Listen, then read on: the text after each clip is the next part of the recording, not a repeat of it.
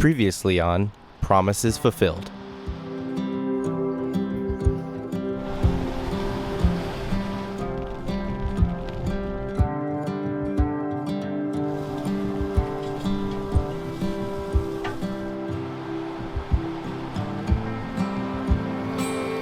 It's like the road washed away from this dramatic river that you can hear behind me.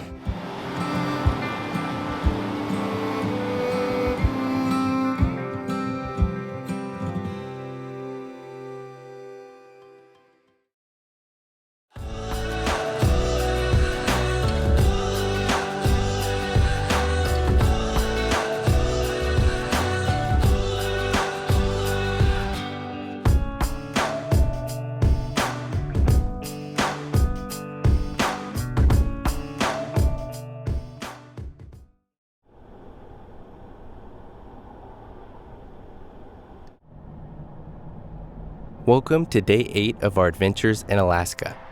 We start the day by making a quick detour from our travels to a location many may not have on their initial itinerary. Located at the University of Alaska Fairbanks sits Bus 142, or otherwise known as the Magic Bus, the Stampede Trail Bus, or the Into the Wild Bus.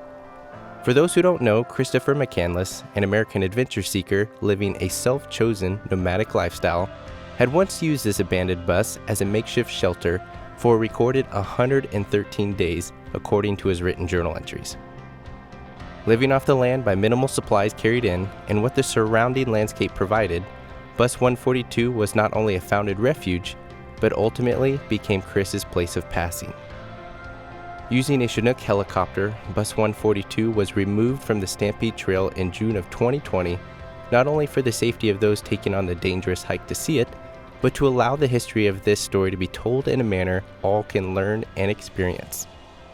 Today, the Museum of the North is the official recipientary of Bus 142 and has goals of restoration and preservation for the bus by making it the centerpiece of a free outdoor public exhibit at the museum that will allow people to safely experience all aspects of this vehicle's history.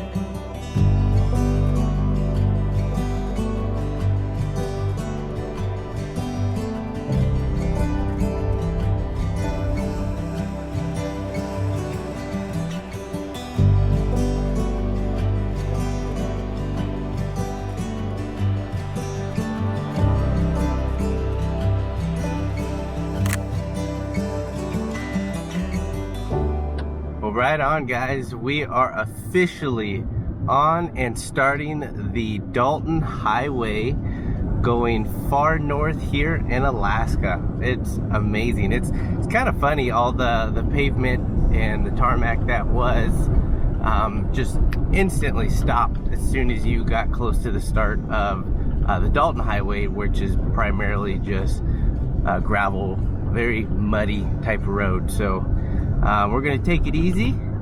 The conditions are a little slick with all the rain, but good start so far.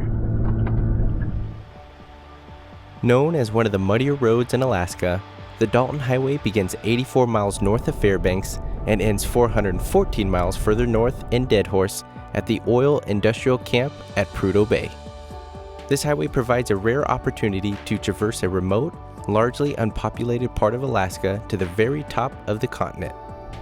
It was originally known as the Haul Road because almost everything supporting oil development was hauled on tractor trailers to its final destination. In 1981, the state of Alaska named the highway after James W. Dalton, a lifelong Alaskan and expert in Arctic engineering who was involved in the early oil exploration efforts in the far north. Completed in only 5 months, this highway was officially opened in 1981 strictly for commercial use, though in 1994 public access was allowed all the way to Deadhorse for the first time, and today beckons adventure seekers to explore the still wild and mysterious frontier.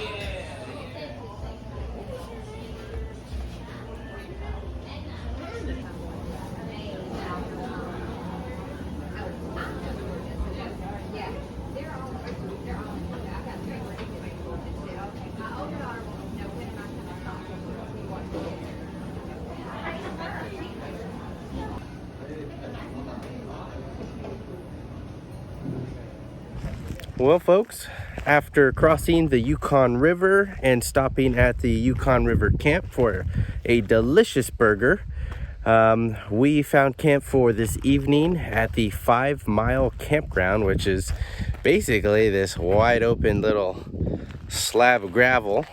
We're the only ones here, which works out pretty good. The truck's there behind me, but then we have some really awesome views to look out to. The wind isn't too bad even being this exposed, but fingers crossed that we see some aurora lights this evening. I've been duped this entire time because of cloud coverage up till now, so I'm hoping this far north things can change, a little turn of luck our direction to see them. We do have some decent weather, some blue skies there peeking through, so hoping that stays through the night, but we might stay up a little late just to see what we can see. But otherwise, not a bad camp. We're probably an hour south of actually passing into the Arctic Circle, and we're gonna plan on hitting a lot of that tomorrow. So good little stopping point. It's been a day. We've have well over 200 miles driven today, but we're gonna go ahead and get camp set up, hang out, and enjoy the evening.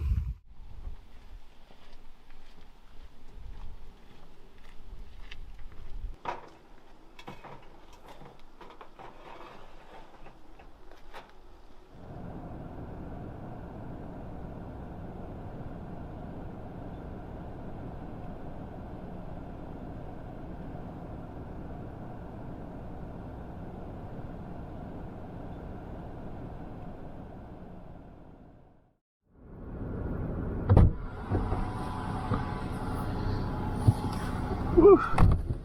Oh my goodness, cold start to the day, you guys. It was even colder last night. Definitely got below freezing. There was frozen water on the truck and tent and nearby tables and things. Woo! Cold start here, but it's probably going to be even colder because today we're going to be crossing the Arctic Circle. So let's see where the rest of the Dalton Highway takes us.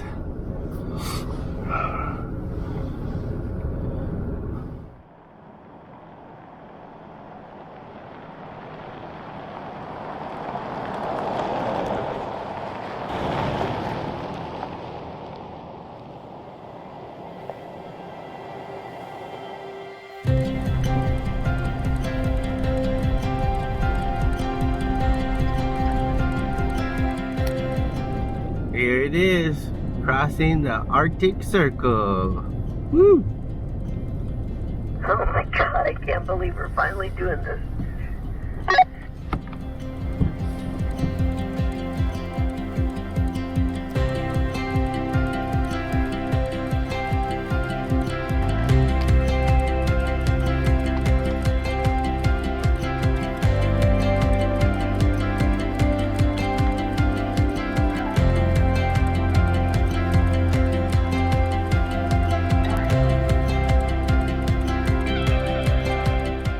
After an incredible drive so far on the Dalton, we are officially here and crossing the Arctic Circle. It's amazing. Oh my God, I just can't believe we're here. You've been dreaming about this, what, years now? Yeah, it's incredible. So all the people on YouTube who have made it this far and even farther for providing us the inspiration to venture this way, but even to witness it ourselves, guys, it's put it on your list. It's an accomplishment to get up here and have the means to be able to do so and come prepared and mentally and emotionally ready. It's all that stuff. So pretty freaking cool. Awesome.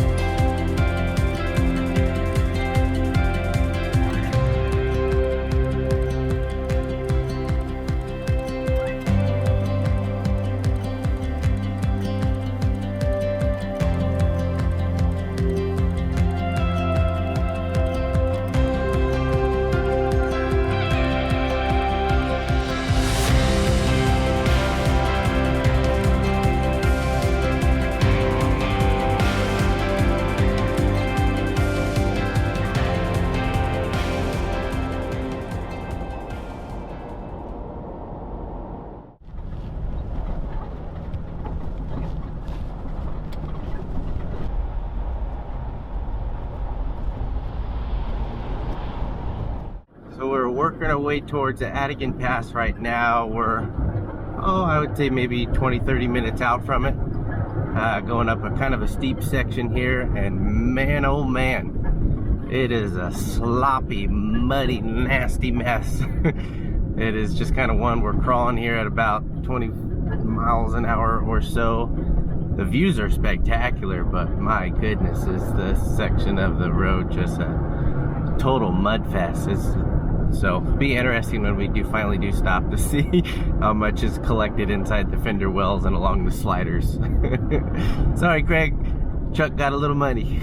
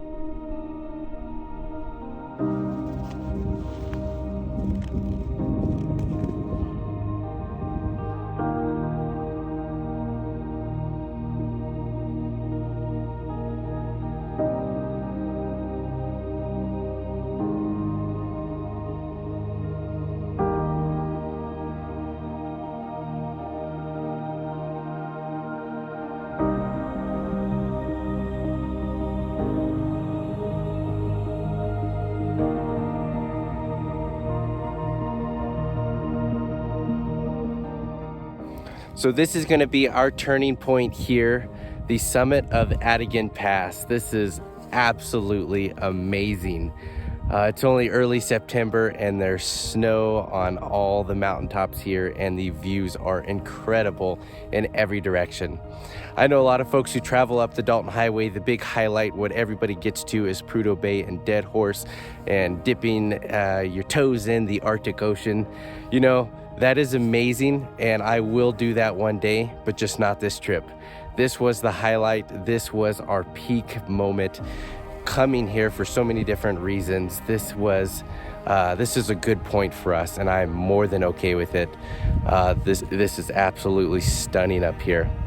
I mean, there is still so much to see here in Alaska with our less than a week left. So we have a lot that we want to do on the Kenai Peninsula, and a lot more to check off our bucket list. So we're gonna save those days and work our way back south. But I will be back. This is absolutely stunning up here.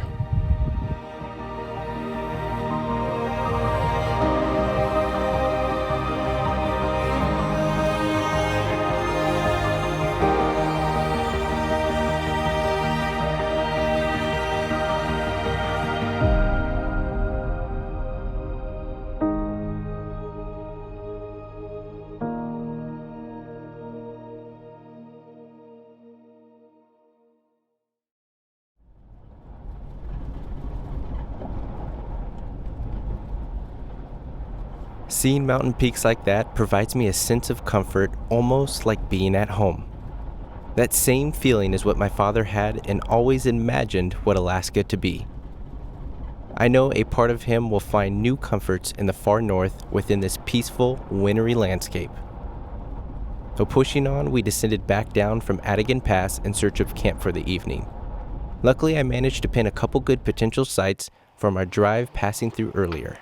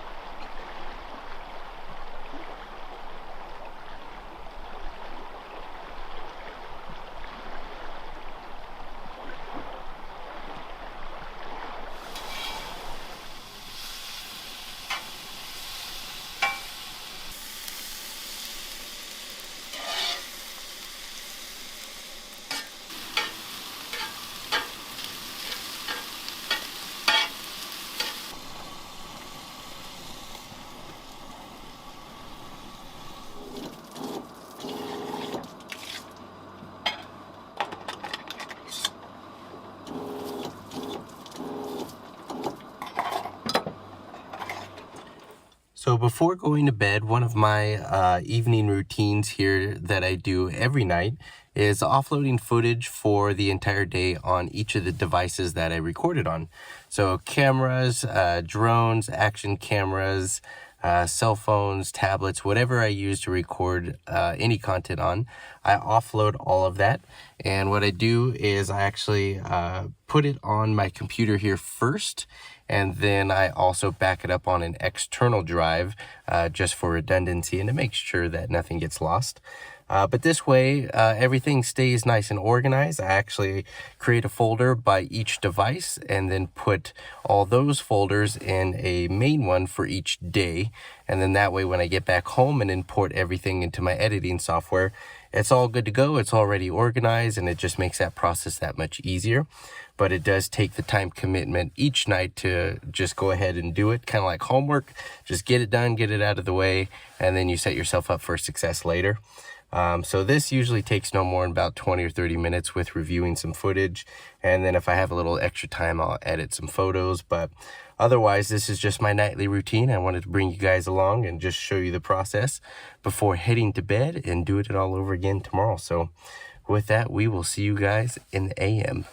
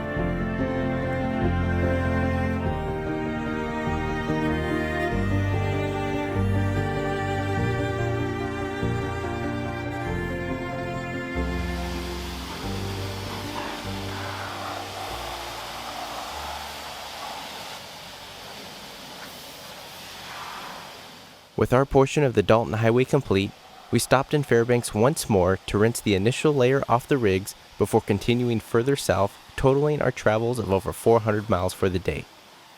Our goal was to land at a familiar spot knowing hot showers, supplies, and the potential of ice cream await.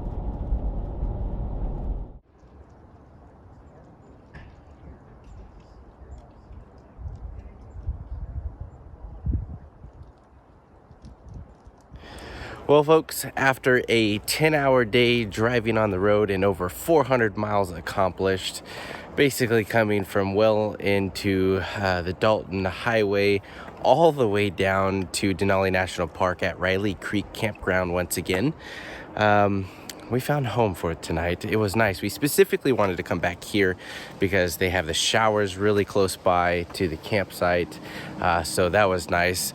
And 2 weeks on the road here, we're going to be showering twice.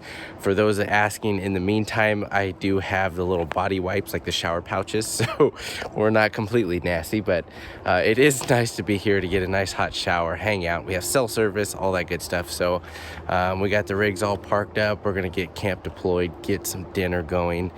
But man, it was a drive, 400 miles plus today. So the goal tomorrow, we're going to try and get down to the Kenai Peninsula and check out a lot there and end our trip in that general area. So this is a good landing point for tonight. We're well in a good position to finish out some of the drive tomorrow and go from there. So I'm going to call it probably an early evening. It's been a long day, but just wanted to bring you guys along and give you an update nonetheless.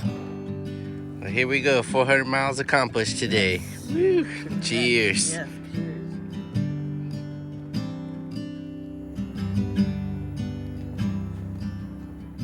Next time on our series finale of Promises Fulfilled.